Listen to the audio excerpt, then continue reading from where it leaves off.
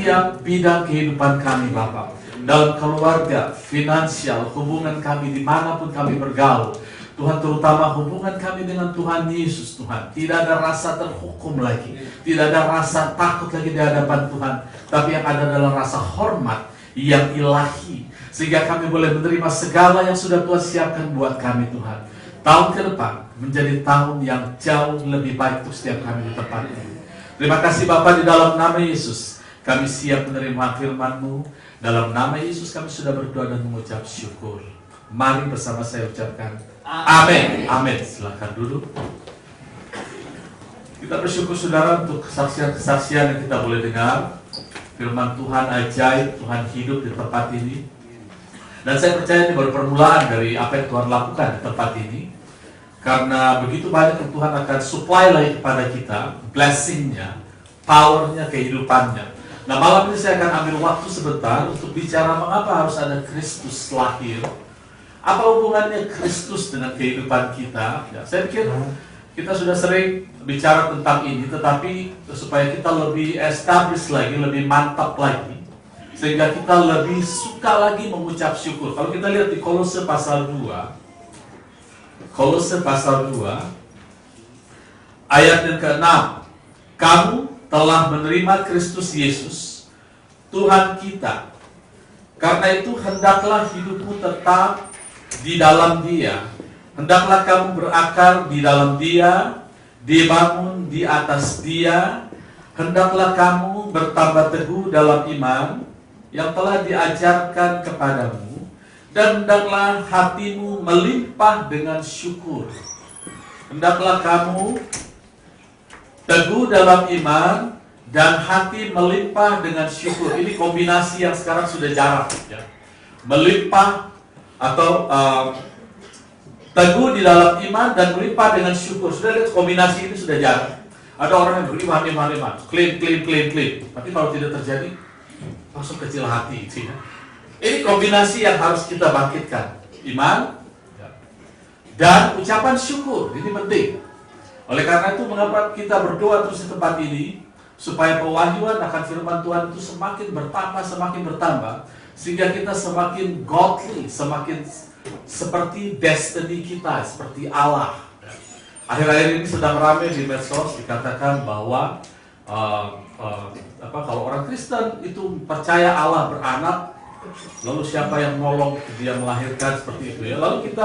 Lalu mulai banyak pembelaan. Saya berharap saudara di sini juga penuh hikmat supaya tidak larut di dalam konsep pembicaraan seperti ini. Karena pembelaan juga bilang, ya nggak begitu. Misalnya anak kunci ya, bukan berarti dia punya bapak, atau ibu kota dia punya suami.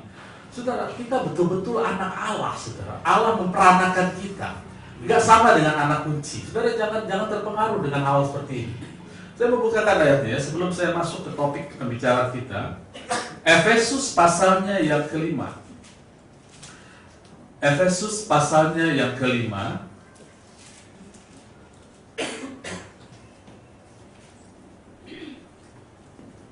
Ayat 8. Memang dahulu kamu adalah kegelapan, tetapi sekarang kamu adalah terang di dalam Tuhan. Sebab itu hiduplah sebagai anak-anak terang. Ini betul-betul anak, saudara. Jangan bilang bidangnya siapa. Ini betul-betul kita ini anak, saudara. Allah memperanakan kita. 1 Petrus 1 ayat 23. Ayat ini sering saya bagikan, tetapi saya mau ingatkan lagi. 1 Petrus 1 ayat 23. Karena kamu telah dilahirkan, saudara lihat. Tidak perlu pakai bidan. Ya. Jadi kalau ada yang mengolok-olok, saudara kalau usah bilang, wah kami seperti anak kunci. Kita lain dengan anak kunci, saudara. Kita lain dengan anak tangga, saudara. Kita betul-betul dilahirkan. Masalahnya adalah hal-hal yang spiritual tidak bisa diterjemahkan dengan hal-hal yang lahiriah. Mereka yang mengolok-olok, mereka menimbang-nimbang secara lahiriah. Tapi secara spiritual, saudara betul-betul dilahirkan oleh Allah. Allah beranak, ya.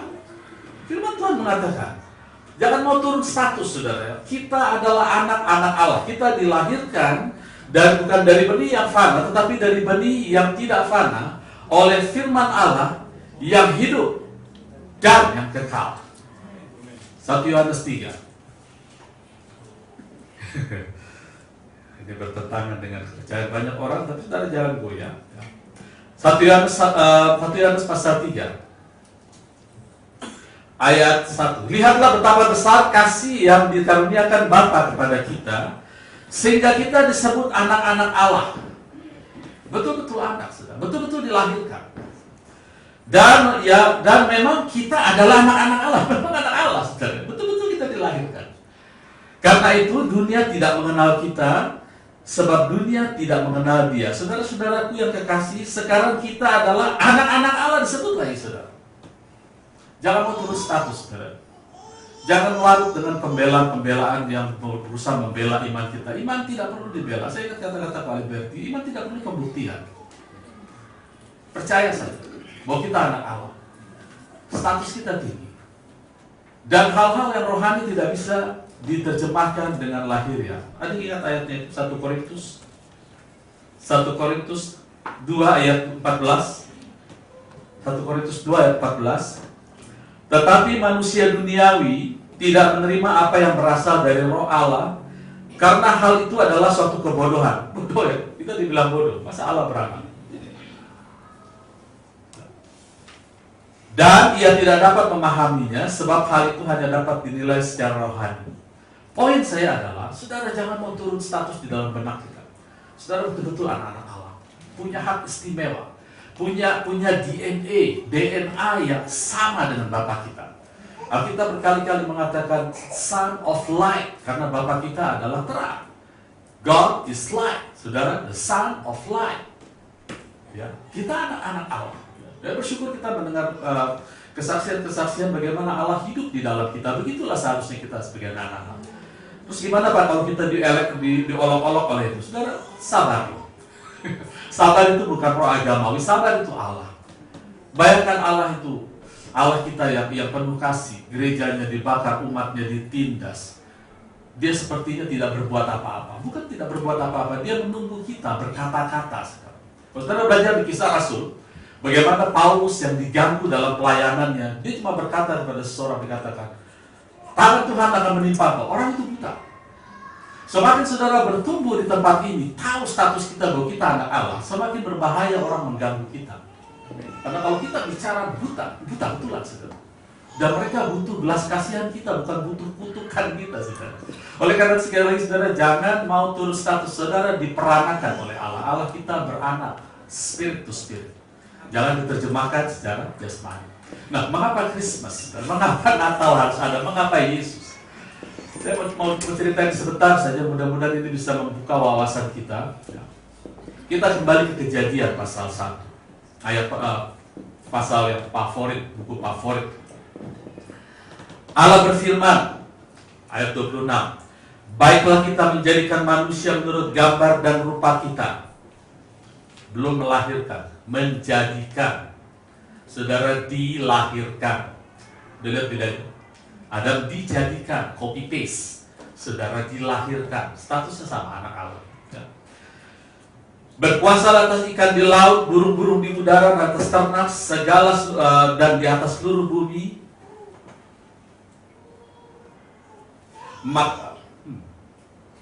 Oh iya, ada satu yang terlewat. Ayat 26. Berfirmanlah Allah, baiklah kita menjadikan manusia menurut gambar dan rupa kita, supaya mereka berkuasa. Siapa berkuasa? Mereka, manusia. Bukan kami berkuasa, kata Allah. Mereka. Allah seolah-olah memasukkan dirinya dalam trap, ya, dalam kotak, yang membuat dia tidak bisa lagi mengakses dunia. Karena dia katakan, biarlah mereka berkuasa. Mereka, bukan Allah. Saudara harus bedakan antara kedaulatan dan otoritas. Kedaulatan, Allah berdaulat atas alam semesta raya ini. Semua, bumi, langit, bumi miliknya. Tapi otoritas itu hal yang berbeda, itu turun dari kedaulatan. Allah memberikan otoritas kepada manusia. Itu sebabnya dikatakan mereka.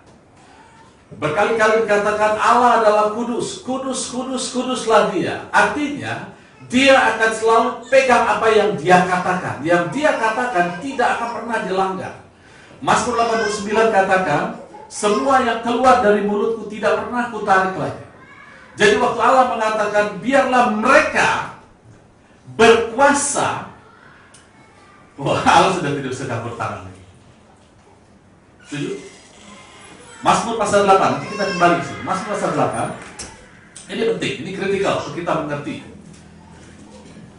Mazmur 8 ayat 6. Ayat 5 mulai. Apakah manusia sehingga kau mengingatnya? Apakah anak manusia sehingga kau mengindahkannya? Namun kau telah membuatnya hampir sama seperti Allah dan telah memahkotainya dengan kemuliaan dan hormat. Engkau membuat dia berkuasa, kata yang sama, dominion, berkuasa atas buatan tanganmu, dan segala-galanya telah kau letakkan di bawah kakinya. Semua buatan Allah, penguasanya adalah manusia. Waktu Allah katakan biarlah mereka berkuasa, kemudian ayat 27, maka Allah menciptakan manusia, Kejadian 1:27, Allah menciptakan manusia menurut gambarnya, menurut gambar Allah diciptakannya dia, laki-laki dan perempuan diciptakannya mereka. Allah memberkati mereka. Ini ya. Allah memberkati mereka dan berfirman, beranak cucu, bertambah banyak, penuhi bumi, taklukkan, berkuasa atas ikan di laut, burung-burung di udara, dan atas segala binatang yang merayap di bumi. Ini yang disebut semua ini ada di bawah dominasi manusia, bumi. Dan Allah tidak punya lagi kuasa dalam tanda kutip atas ini yang disebut semua ini. Karena itu sudah diserahkan kepada manusia. Artinya begini, manusia bertanggung jawab atas dunia ini. Kalau saudara baca ayat ini, lalu renungkan. Kalau kita di posisi itu, pertanyaan yang pertama kali muncul, yang kita tanya Tuhan begini ya. Tuhan, waktu Engkau menciptakan langit dan bumi, aku belum ada. Sekarang Kau suruh aku memelihara, karena di situ ada kata penuhi atau replenish, mengganti yang rusak, memelihara, maintenance.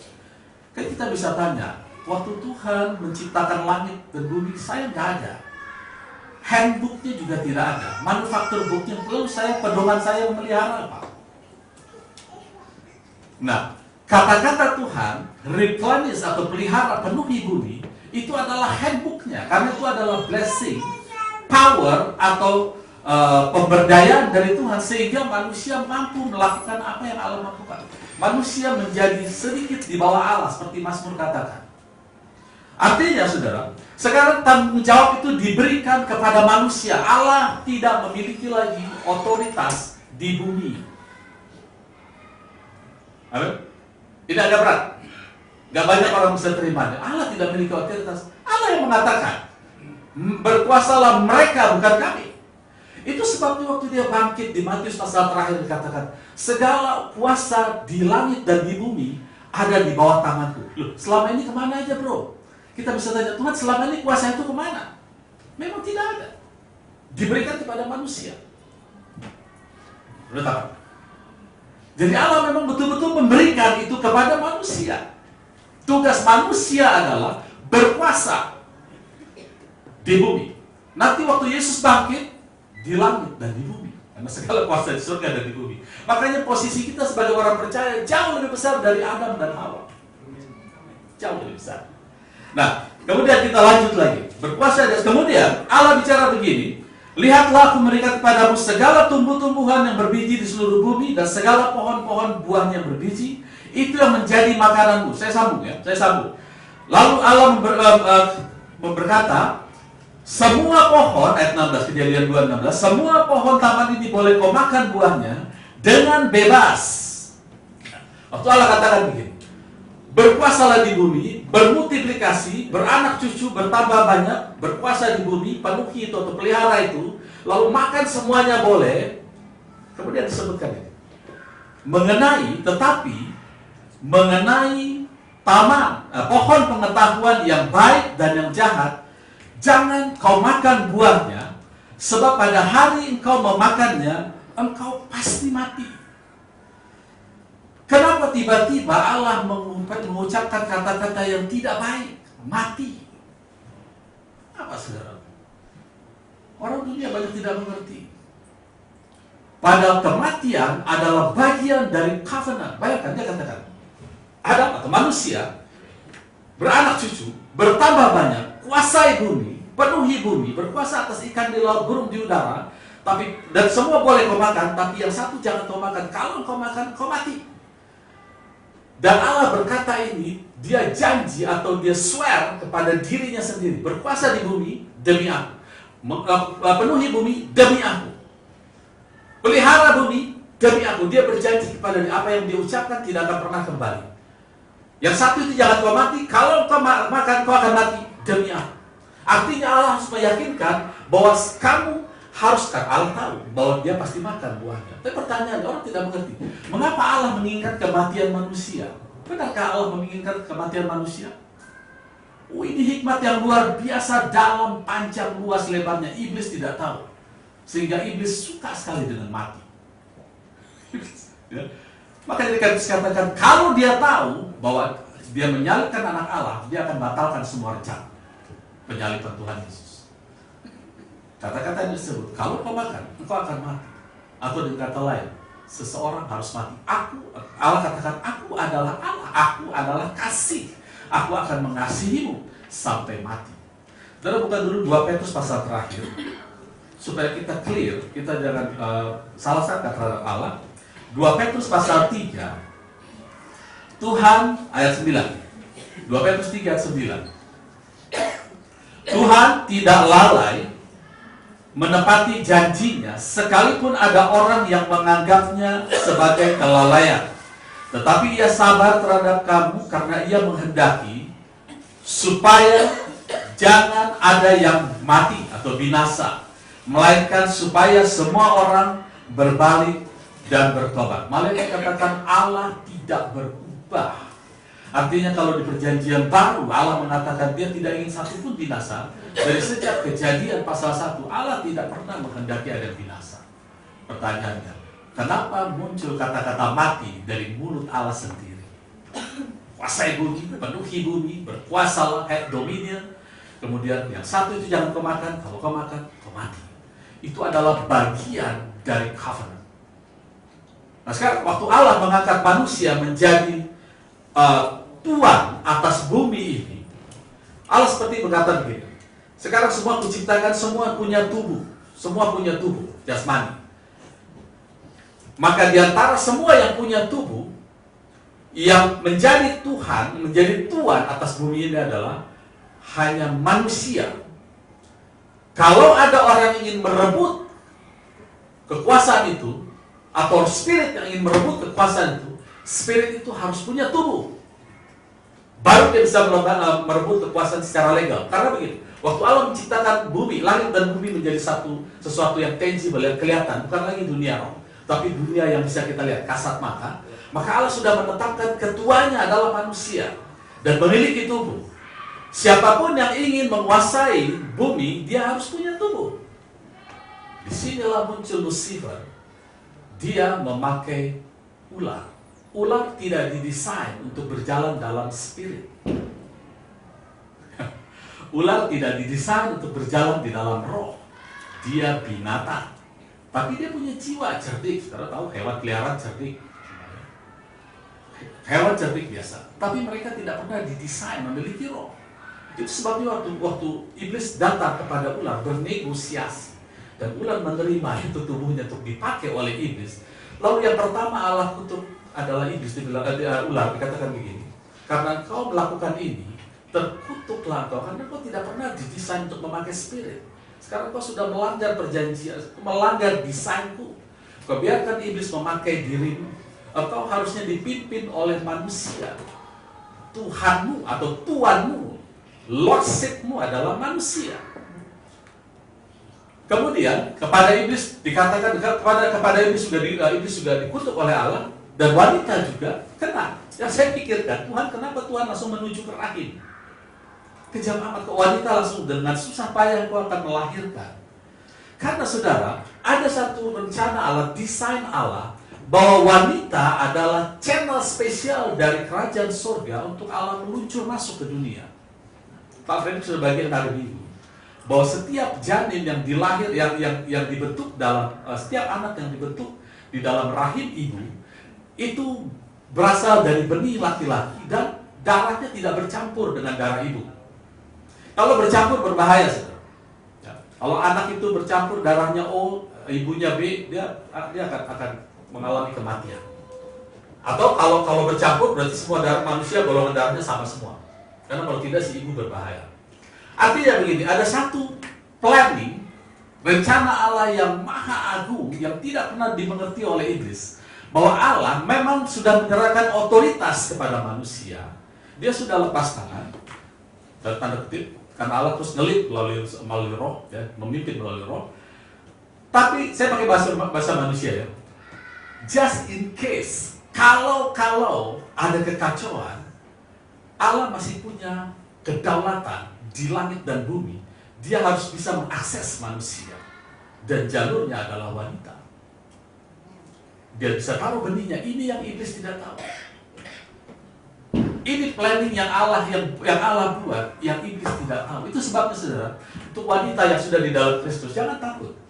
Memang Allah waktu mengutuk wanita, dibilang dengan susah payah kau akan melahirkan, dengan meregang nyawa istilahnya. Tapi setelah kita dilahirkan baru, menjadi manusia kembali, rahim itu didesain untuk melahirkan anak-anak Allah. Spiritnya Allah. Jadi kalau ibunya sudah lahir baru, itu sebabnya dikatakan di Timotius kalau tidak salah, kau wanita akan diselamatkan pada waktu melahirkan asal engkau beriman. Udah pernah baca ayat itu? Ya. Jadi jangan takut. Anak-anak Tuhan, wanita-wanita anak-anak Tuhan tidak perlu lagi mengalami sakit bersalin. Itu sebabnya saudara boleh cari di kitab Injil, Maria tidak mengalami sakit bersalin, tidak ditulis oleh Alkitab. Karena yang dia keluarkan adalah spiritnya Allah, roh Allah. Nah kalau kita anak-anak Tuhan, yang calon ibu nanti sudah lahir baru, melahirkan anak-anak, itu spiritnya sudah multiplikasi dari bapak ibunya, bukan lagi dari Adam. Itu sudah tidak perlu lagi mengalami sakit bersalin.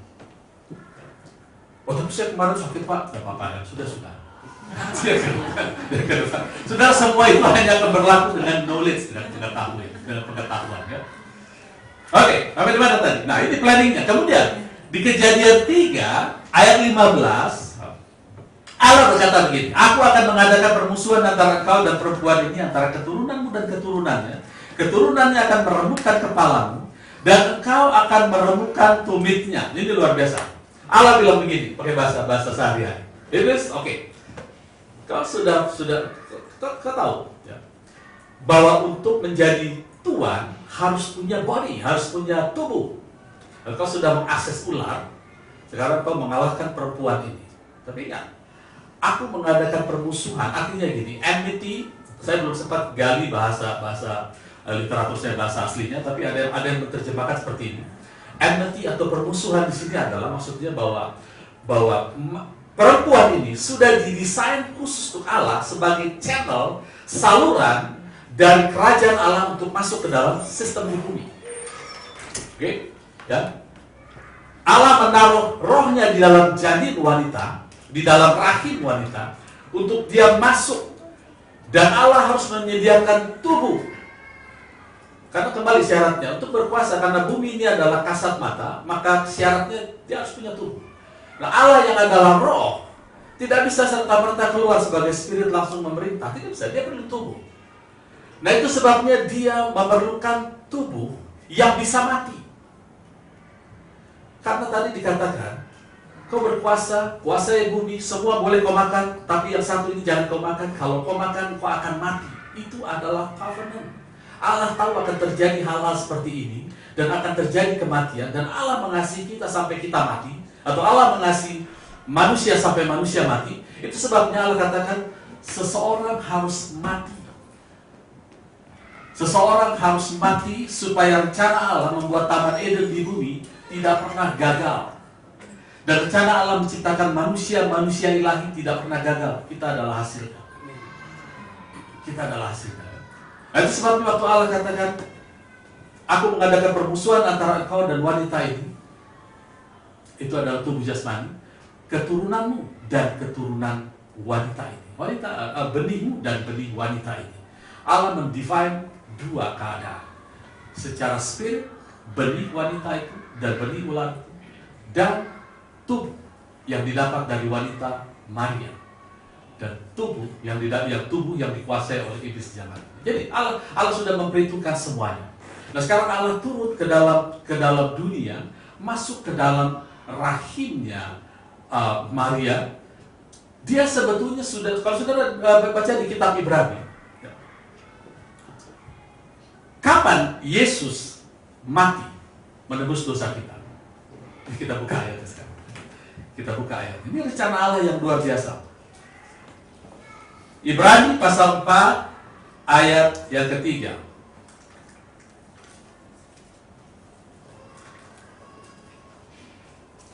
Ibrani pasal 4 ayat yang ketiga. Sebab kita yang beriman akan masuk ke tempat perhentian seperti yang ia katakan, sehingga aku bersumpah dalam murkaku, mereka tak akan masuk ke dalam tempat perhentianku. Nah, perhatikan dua kalimat terakhir di bawah. Sekalipun pekerjaannya sudah selesai sejak dunia dijadikan. Atau coba di switch ke King James. King James mengatakan, although the works were finished from the foundation of the world. Semua pekerjaannya sudah selesai sebelum fondasi dunia ditetapkan. Kemudian, sebentar ya, saya mau cari ada satu ayat yang lebih akurat lagi. Di Wahyu. Di Wahyu dikatakan gini. Anak domba Allah yang sudah disembelih sebelum dunia dijadikan. Pernah baca itu ayat? Anak domba Allah yang sudah disembelih sebelum dunia dijadikan. Jadi, sebelum dunia, waktu Allah menciptakan dunia, Yesus sudah disalibkan, sudah siap meluncur ke dalam dunia, tapi dia butuh body, butuh tubuh. Dan tubuh inilah yang diambil, yang disediakan, channel inilah yang dibuat oleh Allah melalui wanita, melalui perempuan.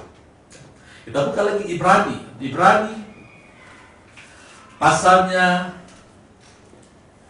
yang pasalnya kedua ayat 14. Ibrani 2 ayat 14. Karena anak-anak itu adalah anak-anak dari darah dan daging, maka ia juga menjadi sama dengan mereka dan mendapat bagian dalam keadaan mereka, supaya oleh kematiannya ia memusnahkan dia, yaitu iblis, yang berkuasa atas maut. Dan masih ingat Kejadian 3:15 yang saya bacakan tadi?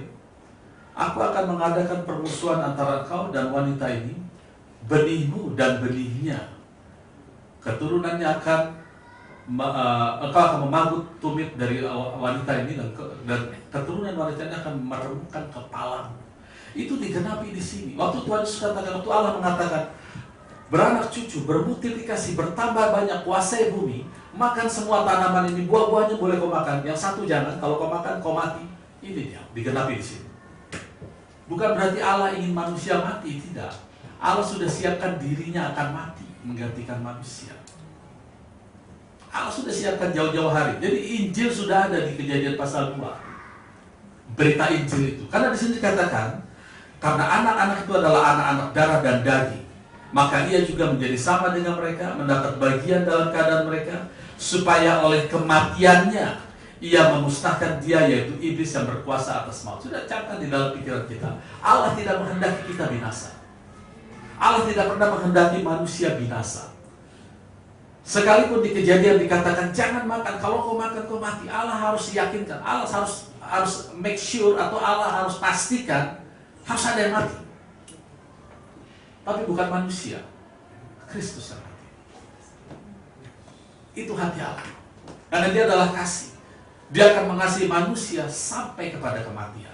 Sampai-sampai yang mati pun gak usah manusia. Sekalipun yang Allah katakan adalah kepada manusia. Kalau kau makan, engkau akan mati. Engkau akan mati. Kalau dia bilang, gak akan mati, aku kasihan kepadamu, dia berhenti jadi Allah.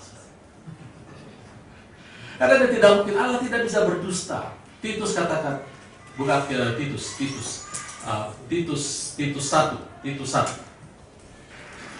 Titus pasal 1 ayat 2. Titus pasal 1 ayat 2.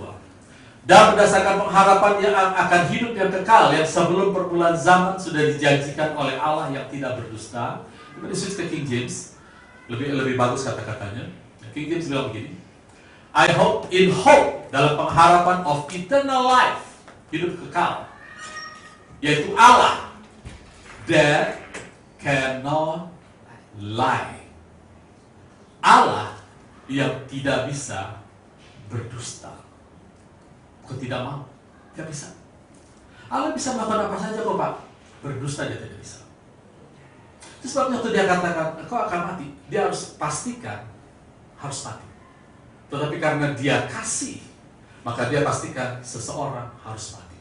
Dan itulah Yesus. Itu sebabnya waktu Allah menyediakan tubuh, Ibrani pasalnya yang Ibrani pasalnya yang ke-10 ayat 5. Lihat, Yesus sudah siap di surga. Pada waktu penciptaan dunia, dia sudah siap meluncur. Ini planning Allah adalah melalui wanita yang iblis tidak tahu. Karena iblis pakai ular, Allah pakai wanita. Lalu dikatakan, karena itu ketika ia masuk ke dunia, sudah lihat channelnya dari mana? Rahim. Ia masuk ke dunia, ia berkata, korban persembahan tidak engkau kehendaki, tetapi engkau telah menyediakan tubuh. Coba ke ayat 6, ini sandwich, saudara. Kepada korban bakaran dan korban penghapus dosa engkau tidak berkenan. Jadi korban persembahan tidak kau kehendaki, tapi kau menyediakan tubuh. Kemudian ditutup lagi, kepada korban bakaran dan korban penghapus dosa engkau tidak berkenan. Saudara tahu setiap korban-korban yang dilakukan di kitab Taurat itu sebetulnya intinya adalah ada tubuh yang Tuhan sediakan. Itu saya seperti roti, ya. Roti bahasa Maduranya apa? Bread, jam, bread. Bread, roti, jam, selai, bread, roti. Bread, jam, bread. Ini juga sama, ya. Korban persembahan tidak kau kehendaki, tapi kau menyediakan tubuh, diulang lagi, ditutup semua roti. Supaya kita mengerti bahwa substansi dari pengorbanan Yesus adalah ada tubuh yang menggantikan tubuh saudara. Nah, satu lagi saudara bisa ingat, waktu Tuhan Yesus, waktu Allah masuk menjadi manusia, dia mengunci dirinya menjadi manusia, dia tidak pernah bisa kembali lagi kepada kondisinya yang semula. Nah, kita mengatakan sekarang hanya ada satu manusia Allah di sebelah kanan Allah yang adalah kepala gereja kita, kepala sinode kita, satu-satunya, yaitu manusia Yesus Kristus. Dia tidak bisa kembali ke posisi Allah sebelumnya. Sebab itu jangan anggap remeh peristiwa kelahiran. Kembali lagi saya mau ingatkan, jangan mau saudara dikatakan bahwa kita seperti anak kunci dan anak tangga. Mereka memang betul-betul tidak punya ibu, tidak punya bapak, tidak dilahirkan. Kita dilahirkan, saudara. Jangan terpengaruh dengan semua. Jangan mudah terpengaruh. Saya sekarang agak sensitif. Kalau orang membela agama Kristen, saya selidiki dulu sama nggak dengan firman Tuhan. Karena firman tidak perlu dibela. Tidak perlu dibela. Firman yang membela kita. Tapi untuk keluar, saudara bisa dengan hikmat kita bisa katakan kepada mereka, ya itu cuma istilah aja sayang, bahwa Allah itu adalah beranak ya sama dengan ibu kota. Ya, ibu kota kan suaminya nggak ada, bapak kota nggak ada, anak kota nggak ada. Itu boleh kita terangkan kepada mereka. Kita turut sejenak lah, masuk pada kondisi pikiran mereka. Tapi dalam pikiran kita jangan pernah mau bergeser dari iman ini bahwa kita memang diperankan oleh Allah. Status kita tinggi. Ya, saya berharap nanti tahun 2017 saudara akan mulai berlatih terus dalam berkata-kata seperti Bapak. Jadilah terang, beli lampu, jadilah makan, jadilah sehat, jadilah sembuh, berkati semua keluarga, berkati pekerjaan. Itu Bapak kita begitu. Ya. Jangan putus asa, terus latih terus. Metanoia seperti Pak Liberty bilang, metanoia terjadi terus. Ya. Jadi, Engkau telah menyediakan tubuh bagiku, dan pada waktu Allah masuk ke dalam tubuh itu ada dua kematian, saudara. Kematian jasmani dari tanah kembali kepada tanah, dan kematian rohani. Dan Allah harus mengambil dua-duanya. Nah, saudara, pada waktu Yesus lahir, mengambil tubuh itu, kemudian dia naik ke kayu salib, supaya dia bisa mengalami mati, saudara. Karena di Kejadian pasal 2 dikatakan kalau kau makan kau akan mati. Dan Tuhan Yesus pastikan, Allah pastikan seseorang harus mati. Dan tidak mungkin manusia, karena Allah begitu kasih. Karena begitu besar kasih Allah akan dunia ini, sehingga Ia memberikan anak yang tunggal supaya dia bisa mati. Dan setiap mereka yang percaya bisa beroleh hidup kekal. Satu-satunya kondisi di mana Yesus bisa mati dan Allah bisa menolak Kristus, teriakan yang paling menyayat hati adalah Eli, Eli, lama sabatani, Allahku mengapa kau tinggalkan aku? Satu-satunya kondisi Allah bisa meninggalkan, menolak dirinya sendiri, yaitu dengan kehadiran natural dosa di dalam dirinya. Natural dosanya siapa itu? Saudara dan saya. Kalau itu tidak hadir, Allah tidak bisa menolak dirinya. Allah hanya bisa menolak dirinya sendiri, yaitu Yesus Kristus. Kalau ada kehadiran dosa, dosa kita lah yang diambil, saudara. Dan Yesus mati bukan karena korban politik, saudara. Yesus mati karena korban kita, saudara, perbuatan kita. Bukan di tangan orang Romawi, bukan. Yesus mati bukan karena dianiaya bangsa Romawi atau bangsa Israel, bukan, saudara, karena dosa isi dunia. Dia mati di kayu salib. Allah menolak dia betul-betul sebagai anaknya, sehingga kita bisa mengalami mati. Dia bisa mengalami mati rohani yang harus kita alami, dan mati jasmani. Setelah itu dia bangkit lagi, dan sekarang kita bisa yang percaya menjadi manusia Allah jauh lebih besar dari kondisi Adam dan Hawa. Matius pasal terakhir kita buka. Matius pasal yang terakhir. Matius 28 ayat 18. Yesus mendekati mereka dan berkata, kepadaku telah diberikan segala kuasa di sorga dan di bumi. Saudara, kembali ke Kejadian 1 ayat 26. Kuasa Adam dan Hawa hanya di bumi. Berkuasa atas ikan di laut, burung di udara, dan semua makan, semua ternak, semua tanaman. Sorga tidak disebut-sebut. Sekarang Yesus kepala gereja kita, di mana kita tersembunyi di dalam Allah bersama-sama dengan Yesus. Dia memiliki kuasa di sorga dan di bumi. Dan sekali lagi, jangan anggap remeh kelahiran kita di dalam Kristus Yesus. Jangan anggap remeh. Ya. Kristus diberikan oleh Allah. Nama Kristus itu bukan marga, bukan nama, bukan family name, bukan nama panjang. Kristus diberikan, nama Kristus diberikan Allah kepada Yesus itu karena aktivitas. Kristus adalah pengurapan. Pengurapan ini fungsinya, bentar ya, saya buka, mudah-mudahan saya catat ayatnya. Yesaya pasalnya yang ke 10 ayat 27. Yesaya 10 ayat 27.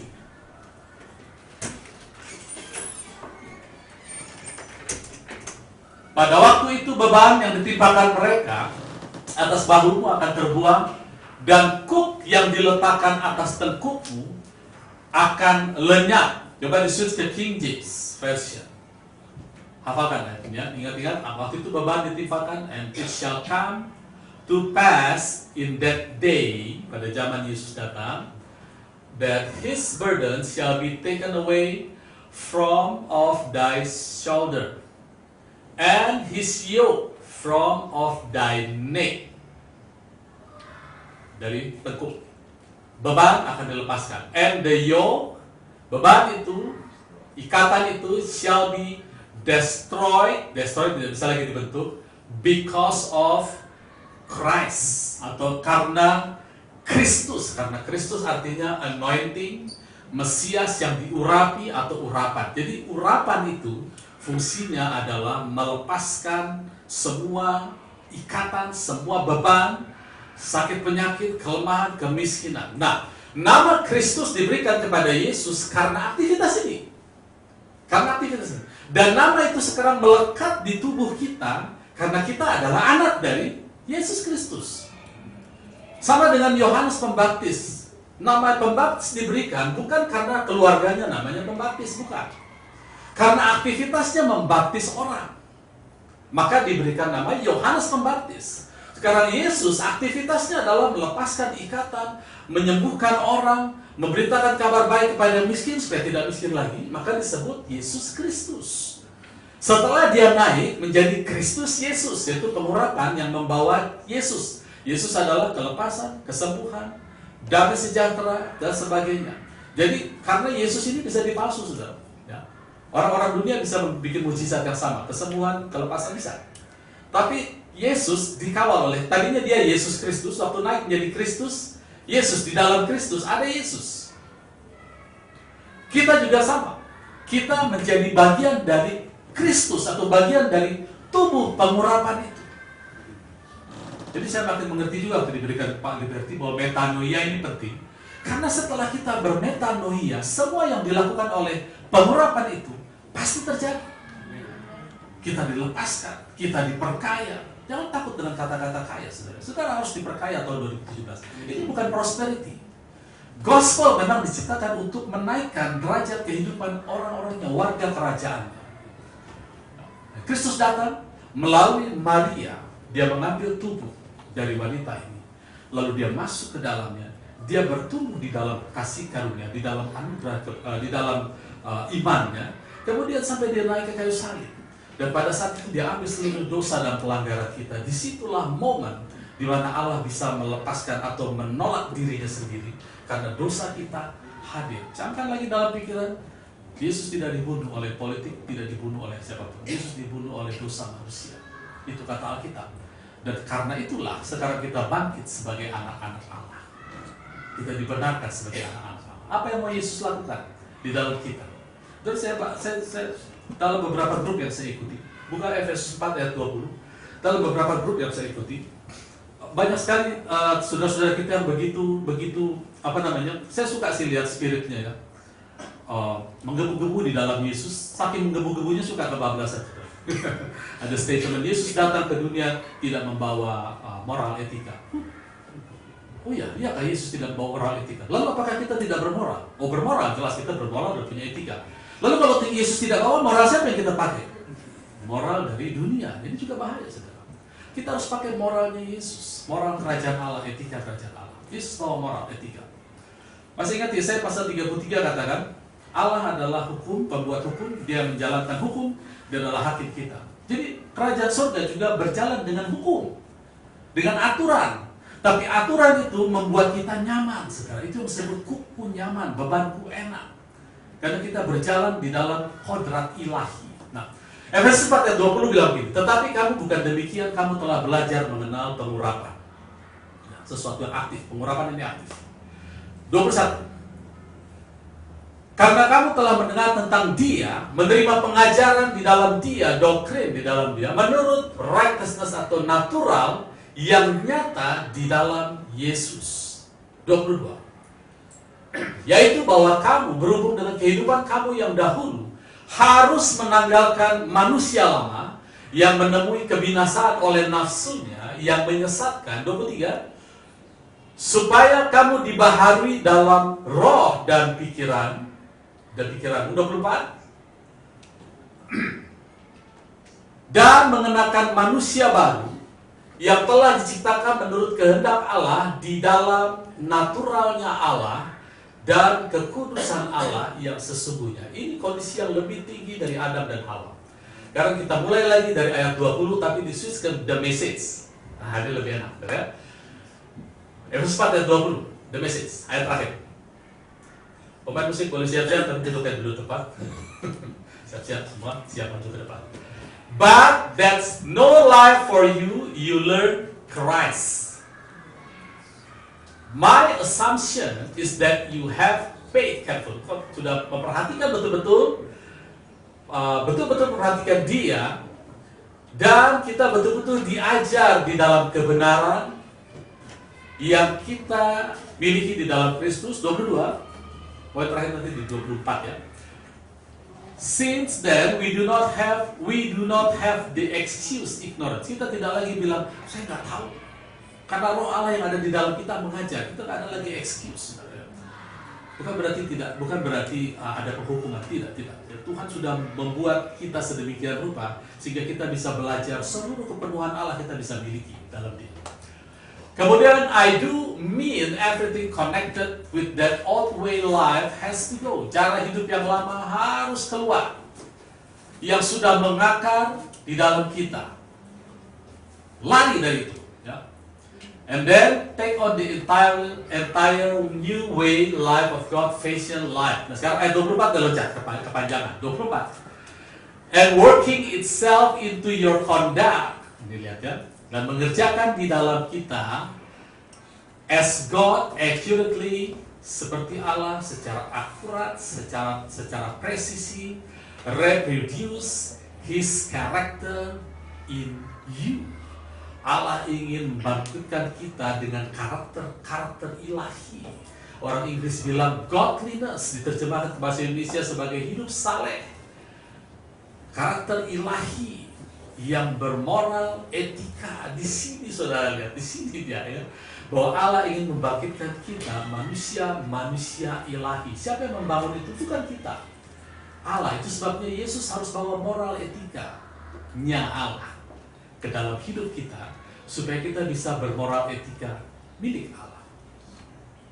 Amin. Kalau tidak, kita akan belajar dari bawah, rendah, terbatas, ada limit. Sudah lihat sekarang? Sekali lagi, jangan mau turut status. Allah beranak, spirit. Kita adalah manusia dan saudara diperanakan oleh Allah. Jago saudara dalam hal bicara, saudara itu bukan jago-jago, jago. Saudara bisa bicara apa saja firman Allah, jago. Berkati keluarga, berkati pekerjaan, berkati hidup, berkati sakit penyakit. Saudara, semakin tua, semakin kita harus melatih iman kita, karena tubuh kita cenderung merosot. Berapa bulan yang lalu, gigi saya mulai rontok belakang. Harus dibawa ke dokter, ya kalau ke dokter urusan udah operasi, cabut gigi, cabut semua, bisa ke mata juga kalau bisa dicabut aja. Semuanya mau gampang. Nah, kita perlu sebagai anak-anak Allah, karakter Allah, melatih untuk mencipta. Saya cuma bilang, gigi, kalau kau mau copot-copot, kau usah pakai dokter. 2 minggu yang lalu, copot. Mau copot-copot. Kalau kau nggak betah lagi di tubuh ini, copot. Aku mau perintahkan gigi baru muncul. Nah, itu belum muncul sekarang. Itu belum muncul. Tapi yang saya perintah pertama, copot, sudah copot. Ya. Oh, bagus. Kau melakukan pekerjaan. Kau melakukan apa yang khusus. Saudara, hidup seperti ini kan enak. Apa saja kita perintahkan. Perintah seperti Bapak kita. Jadilah terang, jadilah cakrawala, jadilah berkat, sembuhlah. Segala macam. Amin.